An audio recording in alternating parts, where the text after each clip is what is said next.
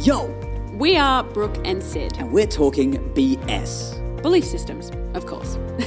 Thoughts create our realities, and we are passionate about creating better thoughts. Join us as we figure out life from the inside out. Figure out what's holding you back and how to get out of your own way. Come join us as we talk BS. Yo!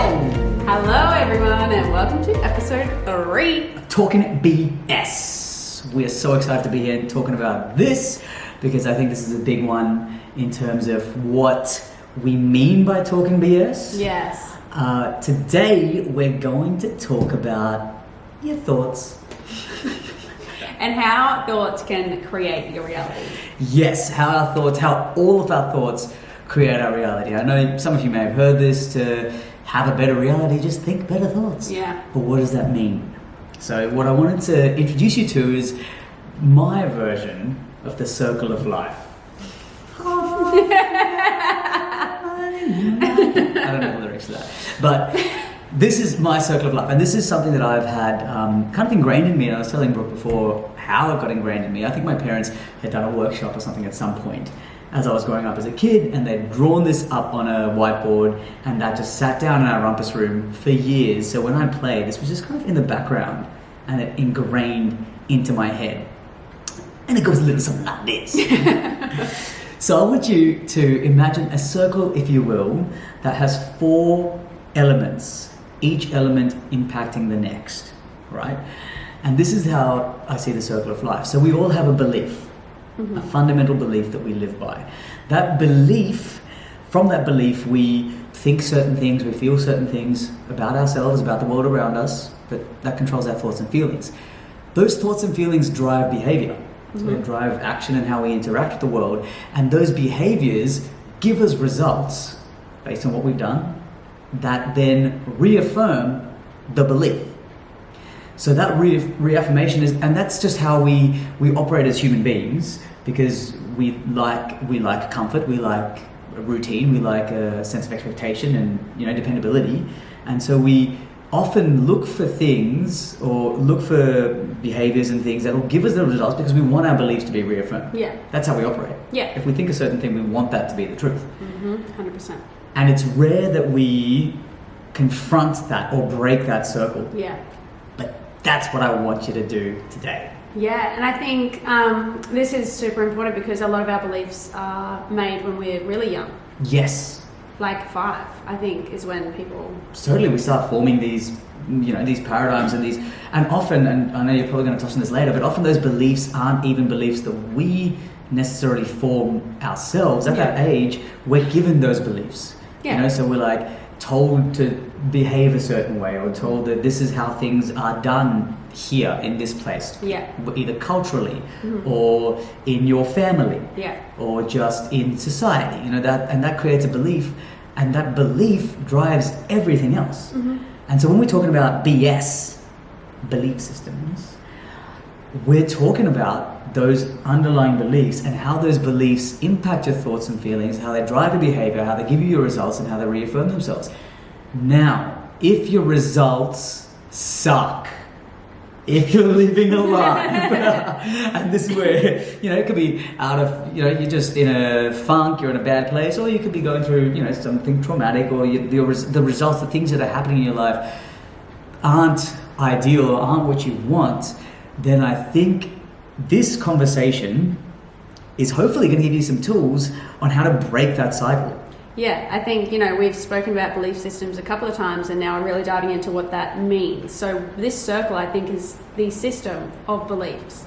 It is. It's not the circle of life, it's a system of beliefs. It's a system. It's the system. The system of beliefs. Okay, this is turned into a karaoke show. I love this. But this is if you get this, or when you get this, not if, when you get this, this is a game changer, because when you realize what that circle is, for whatever the belief is, it pulls you out of it, and suddenly this comes back to what we were talking about last time, brings you to a space of awareness, and by being aware, you can make a choice as to where you want to change. Yeah. So there's a couple of ways you can change, and there's a couple of things that we're going to touch on. One is being able to change your thoughts and feelings. Yes. So if you want different results, you can start being aware of what's the pattern in your head. What is the feeling that you drop back to? What's the default programming? And by changing that default programming into something else, installing new programming, how's that going to change your behaviors, and what are the results you're going to get out of that? Yeah, because I mean, especially as adults, life can be so mundane, especially if you work a 9 to 5, it's so automatic for you by now. No, I'm not telling you. If that's what you're doing, love that. If you love that, then that's great. But absolutely. if you don't love that, then we're here to, hopefully make you aware of why you're stuck. Totally. And this helps for people who are stuck in a rut too. Yes. Yeah. Because I hear this a lot, and I'm glad you said 9 to 5, because there's just so many conversations that I have with peers and friends and just people who, when we meet for the first time and they take a look into our lives as entertainers, it's such a different lifestyle to that 9 to 5 grind and hustle. And I get that 9 to 5 grind and hustle. So do I. I lived it. That was my reality. Yeah. Right? We were you. If you're listening and you're in a 9 to 5 and you're like, I hate this, don't worry, so did I. I was there. Absolutely. And so then you hit a point, right? Yeah. Where you were like, this can't be it. No. So you started questioning your results. Yeah. Yeah. And so then I think that's the first thing when we question our results. If you find that unhappiness, or you're finding friction or resistance in the result you're getting, be aware of that. Yeah, and for me, my awareness came from a place of, I believe I'm made for something more than this. More than that. More than just going to one office job, answering the same phone calls every single day. Like I believe, my belief was that I'm more than this, and that's what brought me here today. If I didn't have that belief, I'd probably still be there. So having that belief that you were destined for more than that, what did that do to, or where did you break the cycle? Did you start thinking different thoughts and feelings, or did you start doing different things first? What was... So I took an opportunity that just arose in front of me. Yeah. It was the fact that, yes, I believed I was made for something more, and the feeling of wanting more, I think, is what drove me to get that. And I think a lot of people feel that, but then because they're so used to this cycle, they just stay because it's comfortable. Yeah. Because let me guarantee you, if you've worked 9 to 5 and you're 21 and you've never danced before, to then move to the Gold Coast and then just start a dance course with, like, I think the course was like 10 grand or something, and I had like 5 in my account. 5 or 7. Like, I didn't even have the money to finish it. But I was like, no, I want it so bad. Like, I believe and I think that I'm capable of doing this, that YOLO, I'm just going to do it. Like, and then that led to the behavior of me just committing to the course, and then the result of me becoming a professional dancer, and then ending up, dancing at the Logies and meeting Kelly Rowland. That's sorry. Huge. I'm sorry. What? Like, a couple of years ago, I was just answering phone calls. That's who I was. I love that story of yours, because in my head, that really is such a good example of the false timeline that we put on things. We think sometimes, that project or that thing or that reality is so far outside our grasp that's going to take years to get. With time doesn't exist. And the only reality is now. Like, you're right now. Yeah, and look at that shift. Look at from where you were to and really it is finding that circle, or finding where in that circle you can break the link. If you break or change any one of the links, the rest changes. Yes. So it's amazing. The results are what the universe gives you, right? So that's not, you can't break the link in the results. To get those different results, you got to break the link somewhere else. You got to change the belief system, or you got to change the thoughts and feelings, or you got to change your behavior. And that's what we're talking about today. Talking BS. How do you change your belief system? Just before we give you a tool to help you with that, I just want to say as well that in every episode you see that we produce, we're going to give you a title of the episode, and today is that Thoughts Create Your Reality. And then we also are leaving you with a tool. So something actually useful that you can do in everyday life that will help you, get the life that you want. Absolutely. Actionable. And you can apply it as big or as small. These tools are scalable. Yeah. So whether it is, whether it's you're in the realm of health, wealth, relationship, whatever realm you want to play in, or you need to, shift the belief system in, you can use this across the board. Yes. Yeah. Thank you. Breaking the circle, the first tool that we want to give you is, well, we've already kind of touched on it. Seeing the circle, knowing what your belief system is, creates you got to accept it first. You realize you got to take note of where you are. You got to check in with yourself and be like, this is what it is. Yeah. And that acceptance of where you are gives you an awareness. That immediately pulls you out of being in that rat race, in that circle, and you can see what the circle is. Yeah, an example of that is if I was stuck in my 9 to 5 and I didn't believe that I was capable of doing whatever I wanted, or that I didn't think that I could do anything else, then I would still be stuck there. Like, that's, if I didn't accept the belief, then I'd be in denial. Like, I'd still be there, and Absolutely. I wouldn't be happy. Yeah, and the other thing with that, belief system or that circle is that it's your circle to change, and it's only your circle. Yeah. So we give a lot of power to other people's belief systems, and we end up living other people's stories and other people's lives. So growing up as a kid, I was always told that same narrative of like, go to school, get good grades, get into a good course at a good university, you'll get a good job. That's the definition of success. Yeah. That was the belief system. That belief system drove the thoughts and feelings that I had to be an A+ student. I had to excel at school. Which I did. Number 1 out of 72, baby. For those of you that don't know that story, I was primary school in India, and we had 72 kids in our class. And at the end of the year, we would get a report card which ranked you from 1 to 72. Like, every kid knew where they stood in the pecking order of that class. My mum was so proud. I was numero uno. That is good, because I can guarantee right now I would have been 72. Like, I would have been 73. Like, it wasn't even an option. But it's not the fact that I was dumb, it's just that I didn't care for academics. School wasn't your jam. It wasn't for me. No. And yeah, I think that school is not for a lot of people. Yeah, and I mean, this is something we're going to touch on later, but one of the belief systems, I was talking about this last night to some of my students, a school creates a belief system where you pass or fail. Yeah. Right? You're given a mark, A, B, C, D, E, or F, and F is bad. Failure is bad. It drives into your brain. You're driven to realize that failure is bad. So you strive not to fail. That creates a feeling of discomfort with failure. And then that creates a behavior where you want to do things where you don't fail. The kind of behavior that creates, though, is it stops people from trying. Wow. Because so they don't try because of the fear of failure. Yeah. Right? And now in our adult life, we practice failure as often as possible. People teach you to practice. Well, maybe there's a lot of adults out there that don't like failing, because I think it's still an ingrained 100% ingrained thing. But I heard something the other day where, if you haven't failed, you haven't tried. No, yeah. And the people who've succeeded the most have failed the most. Yeah, right? 100%. Yeah. Failure is like a stepping stone. So if you count every failure as a step, think of it rather than a downward thing. It's an upward thing. Yeah. No one does something successful the first time. I mean, you might, but it's probably it's luck. Yeah. And if it is, you haven't learned anything. You haven't it was just luck. Yeah, exactly. Yeah, think of it like every time you fail, think of it as another step up towards your result that you want. Yeah.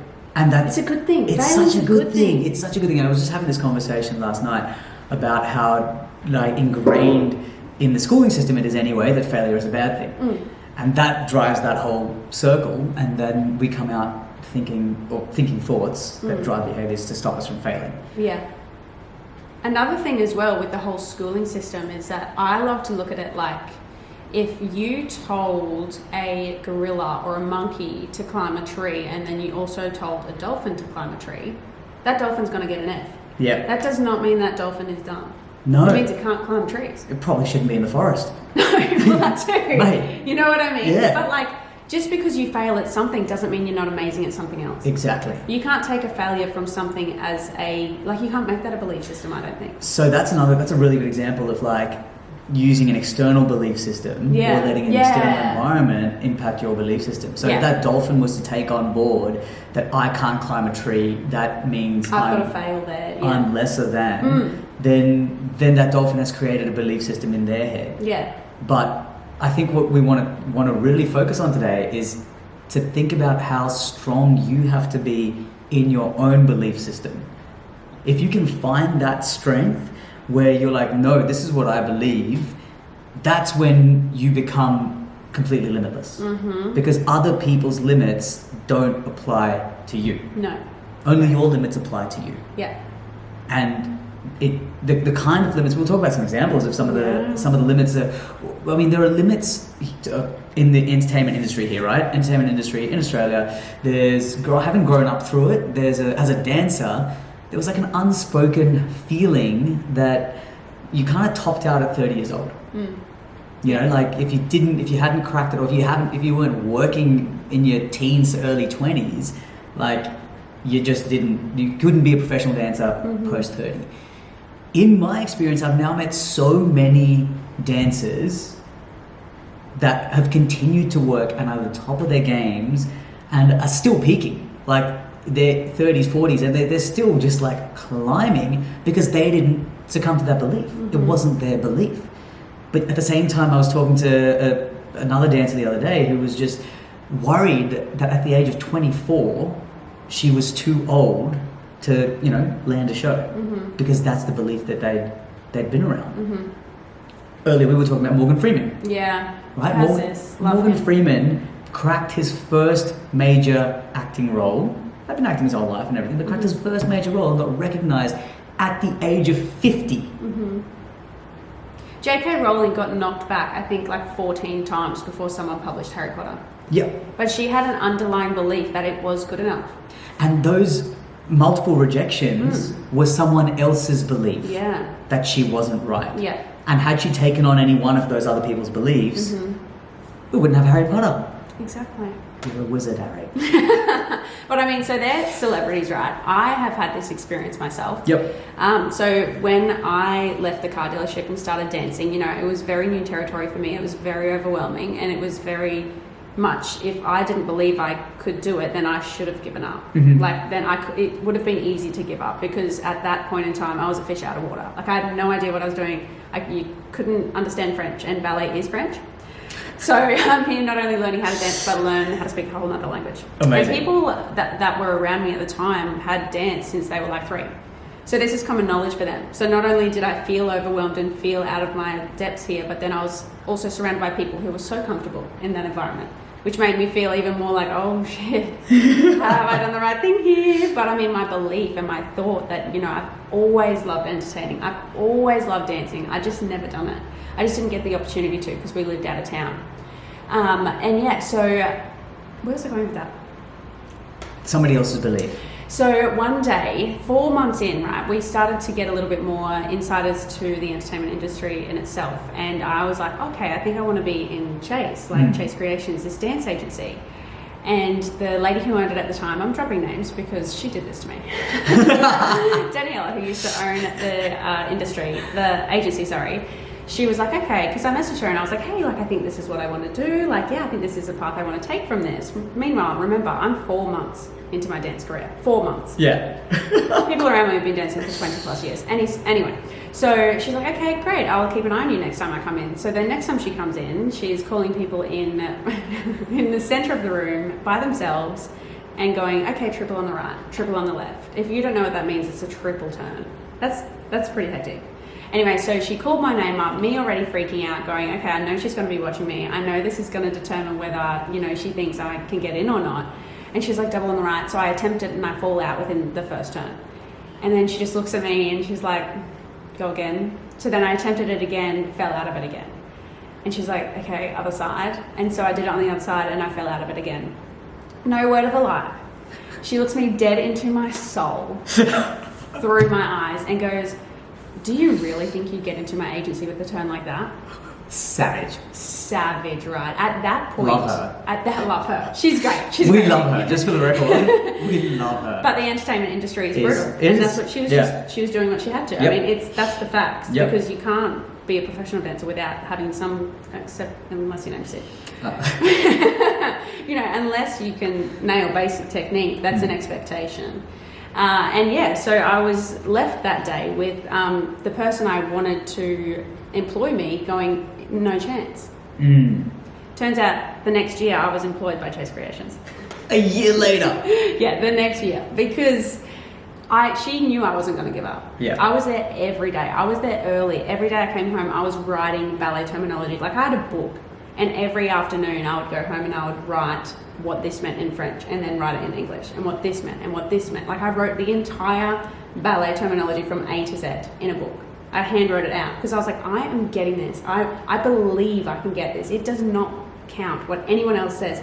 Even from the lady I wanted to get employed by, the one person, she said, you can't do this. I said, bitch, you watch me. and I did. You did it. Without that belief, I wouldn't be here. No. Isn't that crazy? It's crazy. And had you taken on Dee's belief, had you just listened to that, you wouldn't have fought for it. No. So you have to take, like a child, like a 5-year-old child that's told that this is what we do. We're just so conditioned to taking on other people's belief systems. And it's a harder thing to form our own. Yeah. And so when you can form your own, the power in that and what it ingrains in you is crazy. So I noticed in shifting my belief system, I was working as a lawyer, I was becoming a very negative person. Yeah. Because in my world as a lawyer, I was just looking at situations that had gone to shit and figuring out how to make them as good as possible, or looking at a perfectly good situation and having to brainstorm all the ways that thing could turn to shit. And so in my life, I started just looking at the world around me, good, bad, or ugly, like doesn't matter what it was, I was just looking at it. If it was good, it was going to become bad. And if it was bad, how could I make it? You know, how could I fix it? So everything became bad. And I started to notice that this manifested in my language. So I started realizing that I would use the word but when I didn't need to use the word but. I love that. So I started saying things like, oh, it's a beautiful day, but it might rain later. Or it's a beautiful day, but the sun's a bit too warm. Like the word but would just fall out at the end of a thought to connect another thought. When maybe I meant and. When maybe I wanted to add another thought. What that did though was it started to create contradictory thoughts in my head. There'd be something good and I was just becoming wired that way. Yeah. There was something good, but something opposite. Yeah. And so again, awareness was the first thing. I started becoming aware of this behavior. When I was aware of the behavior, I could see the results it was doing. It was funneling and like fueling the belief that life was shit. And then that was just feeling the thoughts and it was kept happening. So I decided in that circle to break the behavior. And I changed the word but to and. So I would say a sentence and I'd feel the word but be on like the edge of my mouth and I'd just say and then it completely changed how I'd end that sentence. Yeah. So I'd have sipping a wine. This wine is really nice and it's really sweet. As opposed to before I'd be like, this wine is really nice, but it's too sweet. And so suddenly the second part of the sentence that would negate the first part disappeared. I noticed that simple behavior changed my results. Yeah. It completely flipped the way I was looking at the world. It changed my thoughts and feelings about the world. And it shifted. I felt the internal shift in my belief system away from the world has to be this way. Yeah. And it was such a small, like microscopic thing to change. Yeah, tiny. Three Phenomenal. letters. 3 letters. Like cat. Cat. Dog. Yeah. Game changing. So I mean, if you catch yourself doing that, see if you can see what happens if you replace the word but with and in your life. I don't even think just try it. I think do it. Do it. For one day, see what happens. Do it. And do it. Yep. Change from but, because I think that's a normal way that people talk to, especially Aussies. Yeah. Like, I was like, oh yeah, it's so cold, but like, oh my God, I had to do this morning, and you know, like, just try. No, don't try. Just replace but with and for one day and tell us what happens. Yeah. See if you feel different. I'd love to know. Yeah. Post a comment. Would love to know how you felt, if your thoughts change, any part of that circle, and I ultimately would love to know if you had different results. If that change gives you a different impact in your life, please let me know. Share with us. We want to hear it all. Yes, absolutely. So that's some examples in our life of how that circle has been broken. A story that I want to share in this, and you all may be familiar with this man, Roger Bannister. The story of the 4-minute mile. And the story goes that it was said that scientifically it was humanly impossible to run a mile in under 4 minutes. They said that your heart would explode if you were to keep the pace, like you would die. So there was fear. So no one wanted to break it for the fear of dying. Roger Bannister, man from the UK, refused to. And in the 50s, he was the first man to run that mile at 3:59.4. I love that. Broke it. He held a different belief. His belief didn't follow the outside belief. Mm-hmm. The wildest part of that story for me is that in the next couple of years, that record was broken, I think, 7 more times. Yeah. Fact check it. I don't know, but Yeah. broken a bunch more times. And it just goes to show the power. Like, why didn't those other people break it first? Yeah, if they could physically do it, why not? Because they were scared. Didn't have the belief. And that's the thing, I think, as well. If you're a lucky person like I am, who naturally has a belief of that, I can do whatever I want to do. And I think, this shows. My dad tells me this story from when I was 7. My sister and I got rollerblades. Yep. And I obviously couldn't ride them at the time. And we went out and we started practicing in the backyard. And my sister, laughed at me when I fell down the first time. I fell down, I think, flat on my ass, and my sister was like, you can't do it. So I took my skates off and I walked around the back, like even further where no one could see me. I put them back on and I skated. And I learned how to skate that day. That's amazing. And I came back out and I was like, I'm going to run rings around you now. Look at you fall over. So I'm very, very lucky that I'm one of the people Savage. You got the drive. Yeah, I do. What I think I want to leave you guys with is this thought, because that really, like, you're persistent. Like, you've got I am. If I think I can do something, I'm going to do it. Yes. And nothing's going to stop me. It doesn't matter who thinks I can, who thinks I can't. I'll be doing it. If I want to do it, I'm going to do it. And you've got that hunger. Yeah. Everyone should. Everyone should. Like, everyone it's does. So magical. It's there. It's absolutely there. But people fear it. Yeah. It's like something that knocks out of their mind.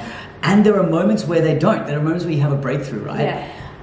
This is one of my favorite Jim Quick sayings, is that persistence can let you achieve anything. So if you have the drive, you can achieve anything. But being consistent lets you keep it. That is cool. So it's not just about showing up that one time and doing it that one time. It's about the repetition. Yeah, exactly. It's like when we spoke in the last episode about, 30 years worth of the same program. You can't break that in one day. No. No. It's got to take the consistency. This but and thing, give it a go for a day. But don't just give it a go for one day. Yeah. See how it feels for a week. Don't just try something for that one day and go, oh, that didn't work. Yeah. That you may find a result in that one day. Yeah. But the consistency is going to be game changing. And what I find odd is that if you try this but and thing, swapping but for and you don't see the results in one day, just know that the results do exist, because you are literally a living example of it. You change your negative mindset to a positive one using this, and then if you don't feel it in a day, that's a step of failing. Yeah. So try it again. If you know that the results, like the 4-minute mile, if you can see that it is possible, then do it again and again and again until you get it. Because it is real. You can get that result. The only person that's going to stop you from getting it is because you don't have enough failed steps to walk all the way up and get to the, end. If you're not there yet, it means you haven't failed enough. Yeah, that's right. Try again. I love that. Same. I love that. So get out there, fail fast, fail often, and fail forward. Just go. Yeah, 100%. Yep, break that circle. So again, just to recap, first find what your circle is. Yes, take a step back, figure out what your belief system is, figure out how that belief system is making you think or feel a certain way. Take a look at what actions are coming out of those thoughts and beliefs, and then look at those results you're getting. This circle may come from being aware of the results you're getting first, and you feeling like something needs to change. Yeah. Once you're aware of it, figure out what you can do or where in that step you can break it. If you have done that before, if there's an example in your life where you've done it before, call upon that. The fact that you've done it means you can do it again. Share it with us. Yeah, totally. We want to start talking to you guys a little bit more in depth, and we want to bring up, your experiences and talk in depth about what you've gone through and what you've done to change it, because we're only 2 people. How many people is in the world? More than that. This is like 7 billion. Billions, okay? Yeah. We're 2 little people. Yeah. And we want to hear from everyone. And everyone can help everyone else as well. That's it. Yeah. Like that Robert guy. Yep. He helps 7 more other people. Yep. Just by doing it himself. So the more that we can share, the better. On that note, Love you. love you. Gotta go. See you next time. Bye. Bye. Oh, it's 20 more seconds. Do we just hold it? Can they still see us? Strong and roll. Strong and roll. Just keep holding it until the blackout.